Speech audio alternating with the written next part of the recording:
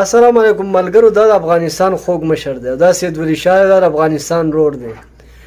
د دې خلکو د خپلو په ډیره مینه محبت دی. په سوشل میډیا یو څو کسان ناشي سید ولی شاه ته رد بد وایي او دا خپل په کنټرول کې نشي نو غوسه شي. نور د سید ولی شاه د دې مشر سره څومره مینه کوي. دا مشر چې سید ولی شاه ولید ډېر خوشحاله شو. سید ولی شاه بالکل دا خو سپینګیری دی، موږ ته د خپلو مشرانو په شان دې ښکاري الحمدلله. او دا د دې باباجي زوی دی، زموږ ورور دی، دا زموږ په خوا کې چې ناست دی. د سید ولی شاه په باره کې به څه وایې وروره؟ زه خپله یو څه وایم.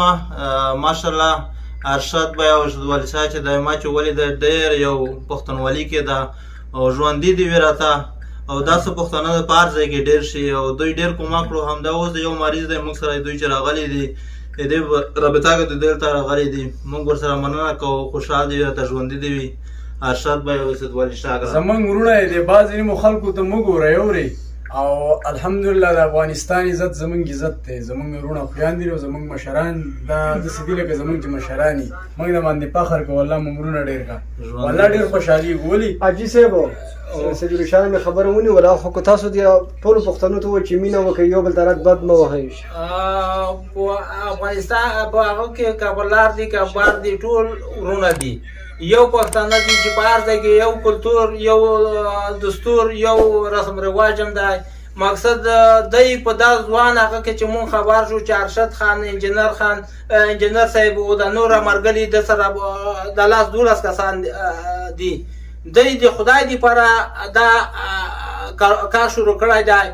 آفرین دی دی په مور او پلار باندې وی چې دی په داسې کم عمر کې د پښتنو خدمت کوي. اوس چې دغه ویډیو ته دی راغلو خپل ارشد خان خپل د جوب نه خپل پیسې ورکړي په ارشد خان باندې یا په نور باندې بدی ډېر خلک انځمونه لګوي چې شي کوي.